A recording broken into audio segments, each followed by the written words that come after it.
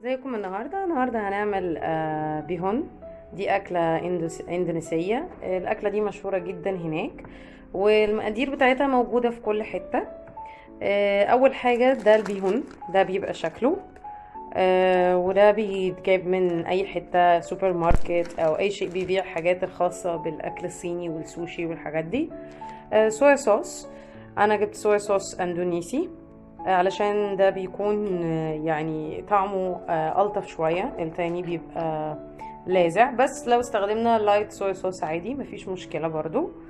اللي هحتاجه هيبقى 3 تومات كبار او ما يعادل مقدار معلقة توم، معلقة صغيرة، وبصلة، وبصل اخضر. ده كان كمية، يا اما بصلاية خضرة كبيرة يا اما 3 بصلات صغيرين. جزرة كبيرة.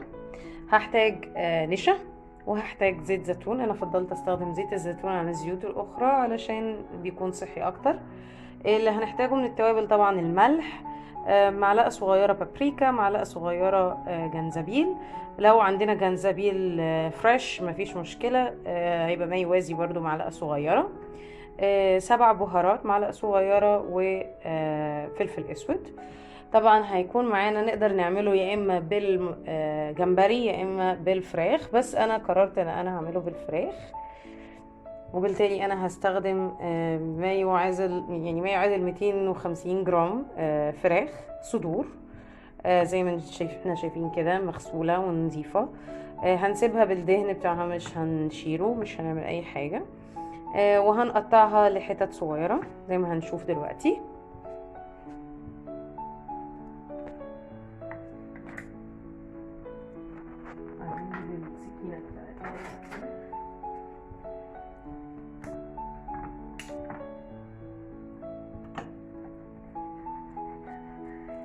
نقسمها كده بالنص. موضوع بسيط خالص. طبعا لو لقينا طبعا اي عظم فيها او حاجة لازم بنشيله. نسيت برضه اقول لكم ان احنا هنحتاج بيضتين، لو حابين تعملوها بالبيض. انا بحب اعملها بالبيض، يا اما بنعمل البيض كقرص فوقيها، ده ساعتها هيبقى اسمها بيهون باتايا. يا اما نعمله مثلا جواها، متقطع جواها. وده في الحالة دي بيبقى اسمه بيهون ماماك بالاندونيسي. طبعا انا النهارده هعمله جواه مش فوقيه، مش هعمله قرص، هعمله عادي. آه بالتالي انا هكمل بس تقطيع الفراخ.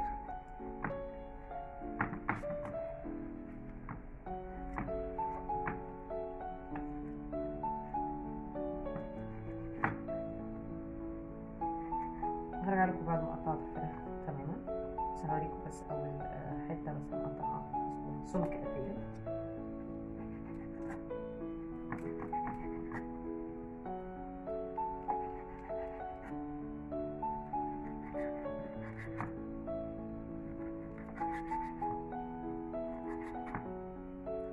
زي ما احنا شايفين ده بيكون سمكها. اللي عايز طبعا يعملها اصغر من كده، لان الاكل الاسيوي كله يعني بيستخدموه بالسمك ده في الغالب، يعني ما بيعملوش اللي هو الحاجات المليانه زينا في مصر. بس احنا طبعا بنحب نحس ان الحاجه فيها الاكل بتاعها مليان والطعم بتاعها مليان، فبالتالي نقطع الحاجه بسمك عالي شويه.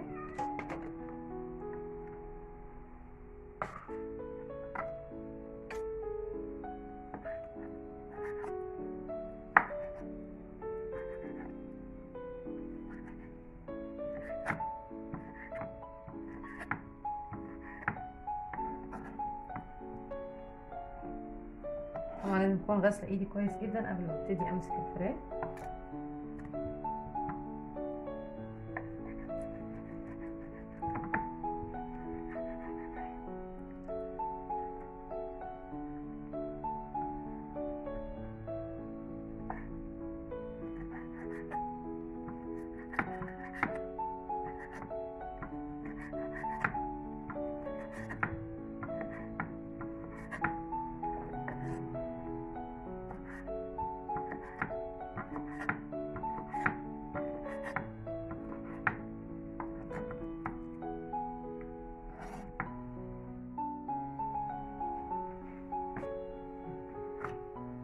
هحط عليها الصويا صوص، وهحط عليها معلقة من نشا الذرة.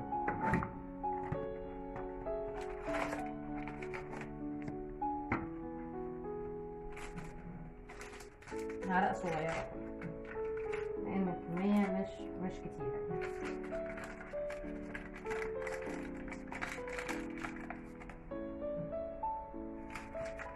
معلقة ممسوحة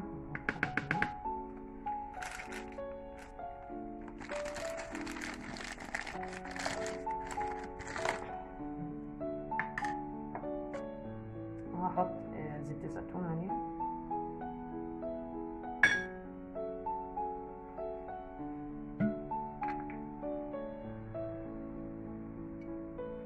ما يعادل معلقتين او بالمقدار زي ما انتم شايفين كده.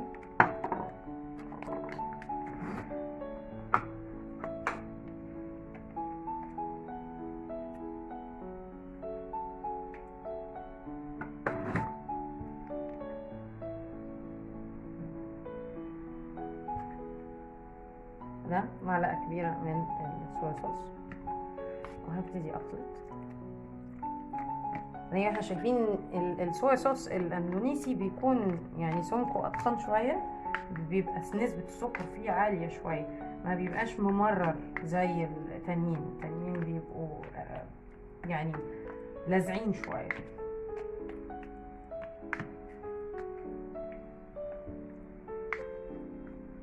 وهسيب الفراخ منقوعة في الخليط ده لمدة يعني 10 دقايق، ربع ساعة بالكتير. هحطها في التلاجة طبعا.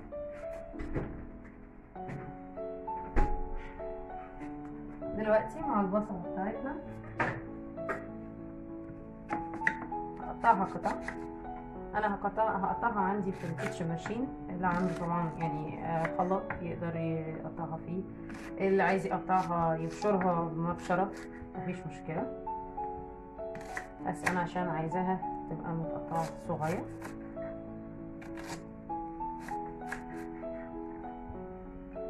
وهقطع معاها الثوم لان الاتنين هيتحطوا في نفس الوقت، مش هيكون في فصل ليهم.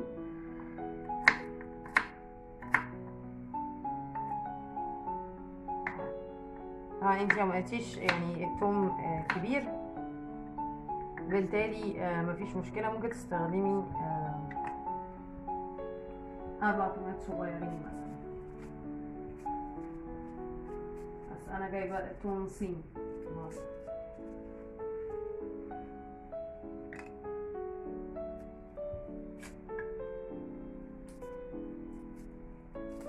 في ناس ما بتبقاش من هواة الثوم قوي، فبالتالي مفيش مشكلة لو انتوا قللتوا نسبة الثوم شوية، بس طبعا هيختلف معاكم في الطعم، لان دايما الاكل الاسيوي بيحب البصل والثوم والحاجات دي. اضربهم في الكبة وارجع.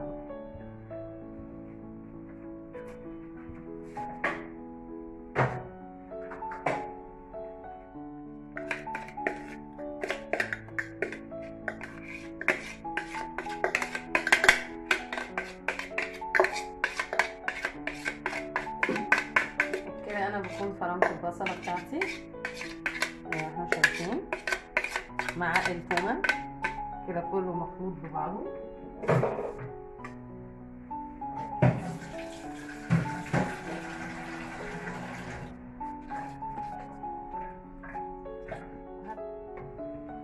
زي ما احنا شايفين انا جبت دي الطاسه اللي هستخدمها في عمل بقيه الحاجه.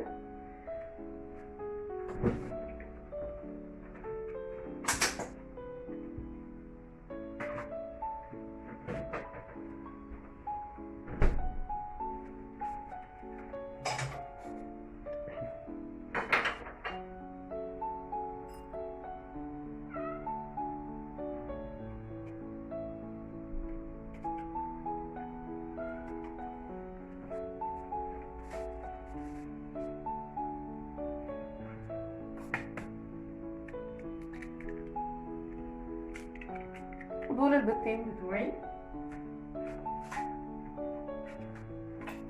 اضربهم كويس.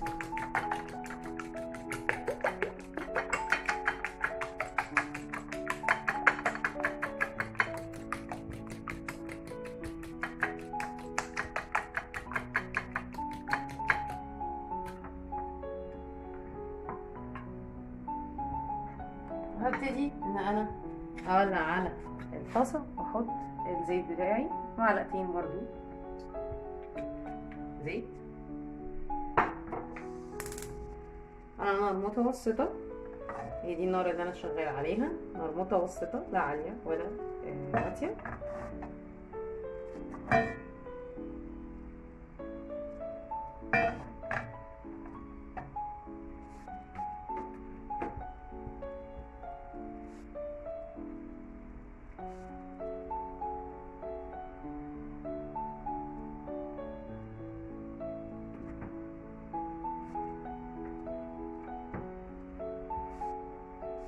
هبتدي طبعا اول حاجه بالبصل والثوم. احنا عارفين زي ما بنطبخ على طول، اول حاجه عندنا البصل والثوم، مش عايزه اكرمله قوي.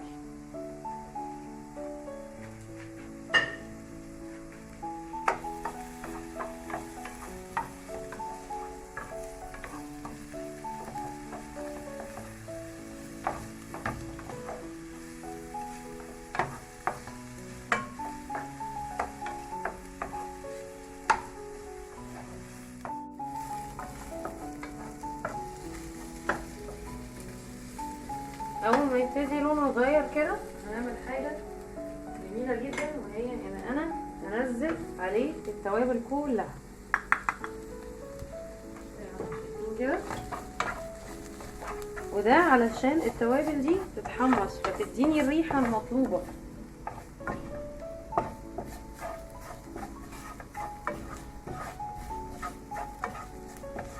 زي ما احنا شايفين كده نزلت البابريكا ونزلت الفلفل والسبع بهارات والجنزبيل.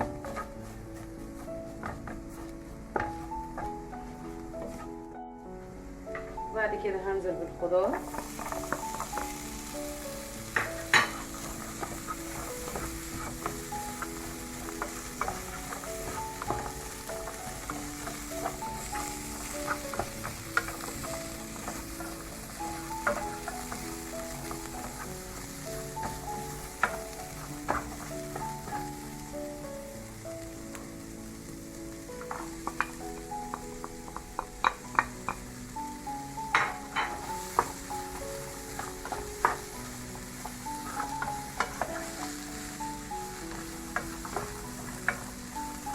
انا زي ما شايفين الاكل ده يعني هيلثي جدا وطبيعي جدا ومفيهوش اي حاجه تسبب مثلا التخمه. كمان الدهون ده بيكون معمول من الرز، عباره ان هو ميه رز ونشا رز، فهو خفيف جدا، لان هما طبعا هناك الرز بتاعهم رز بسمتي اللي هو ده اللي بيتاكل في الدايت اساسا، فبالتالي الاكله صحيه جدا ومشبعه جدا.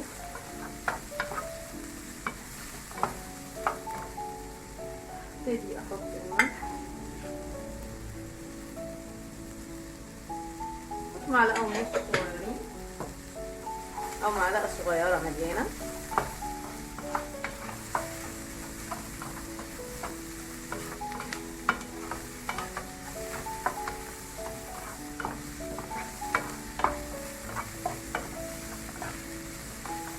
طبعا في الحاجات دي يفضل ان انت تقليبي معلقه خشب علشان المعلقه الخشب ما تهريش الاكل.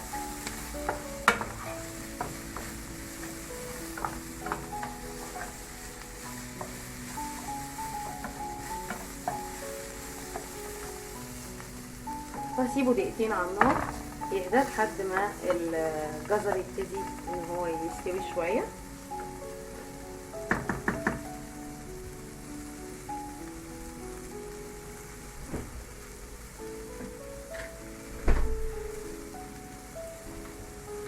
طبعا بعد كده هحط الفراخ. شايفين كده عملت صوص جميل جدا ورائع، هيدي لون تحفه للبيهون.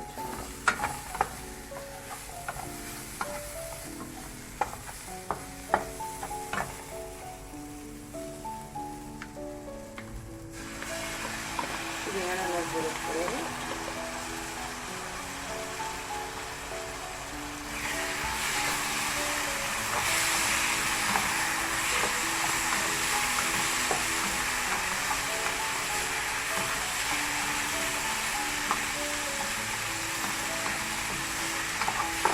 طبعا. الوصفه دي كفايه مع اللحمه طبعا، بس بنزود شوية مية، يعني ربع كوباية مية بعد الحركة، يعني بعد الخطوة اللي انا عملتها دي، وبنوطي عليها وبنسيبها تهدى شوية لحد ما اللحمة تستوي طبعا، ونكمل السوا بتاعنا عادي جدا.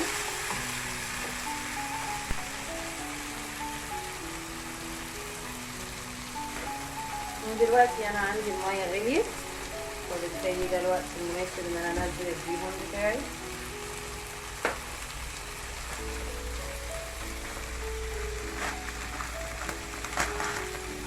نزله زي ما هو وشبه الكنافة شوية.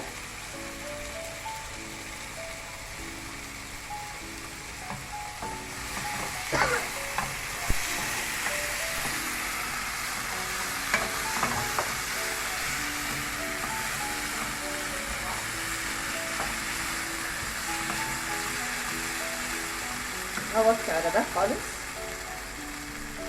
واسيبه ينزل ميته، وهحط له يعني معلقة مية او معلقتين مية صغيرين.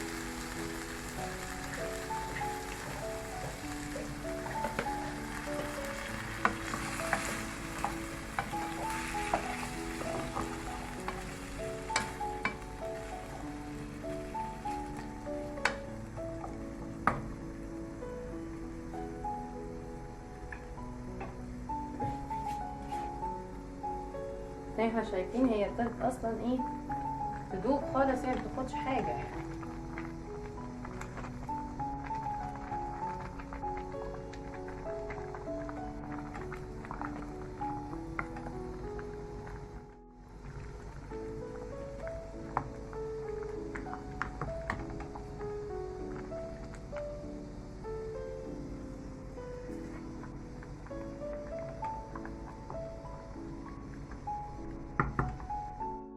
كده اليوم بتاعتي تقريبا جاهزة.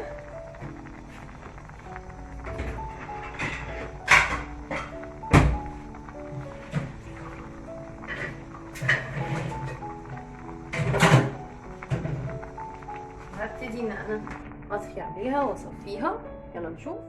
او صحن فيه ميه ساقعه ونزلتيها فيه، ده هيكون يعني بالنسبه لها كويس جدا، لان هي ايه لو ما خدتش الميه الساقعه تعجن على طول. يبقى احنا بناكل عجين مش فيرميسيلي. السمك القوام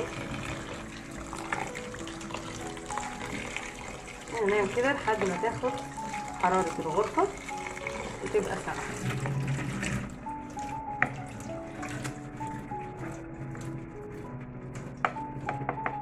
حاجة هعملها، هعلي شوية النار وهجيب ده على الجنب،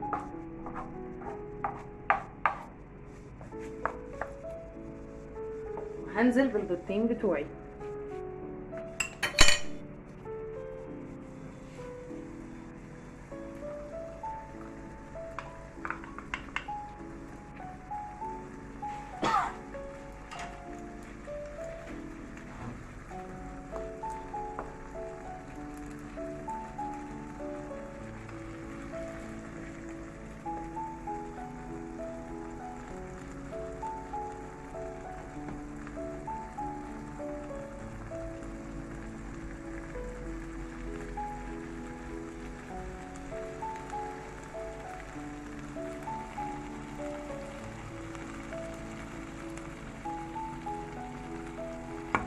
وبرضو انا مستمرية على النار المتوسطة، لا عالية ولا واطية،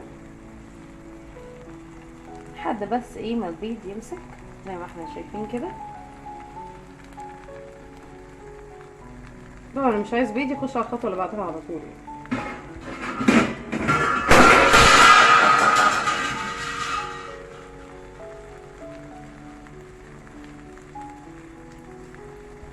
طبعا زي ما قلت لكم احنا لو احنا مش عايزين البيض هنخش على الخطوه اللي بعدها على طول، اللي هنشوفها كمان شويه.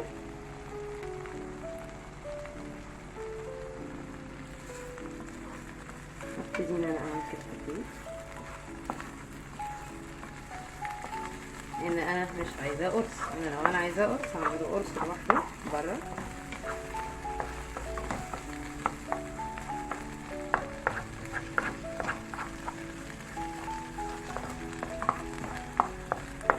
تيجي اجيبه على الجنب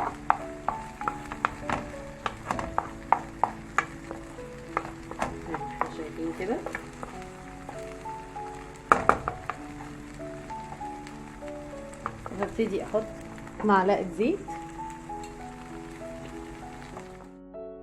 تمام. وهبتدي انزل الليمون بتاعي.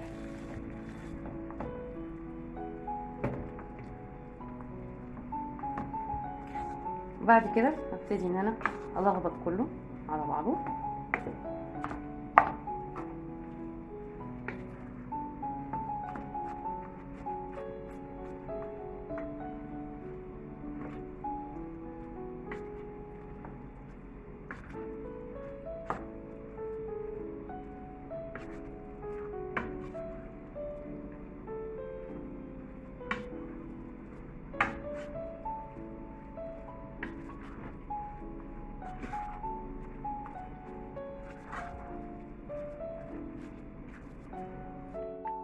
تمام. هبتدي اجيب معلقه بقى عاديه علشان ايه اقدر اقطعها بيها، وهزود معلقه صويا صوص.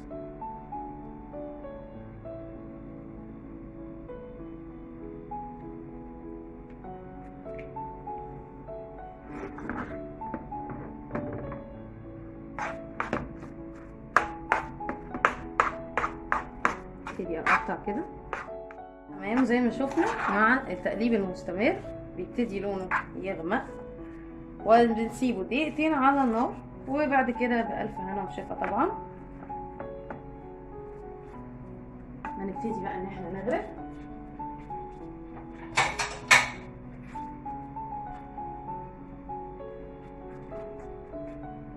انا مش قادره اقول لكم الطعم والريحه تحفه.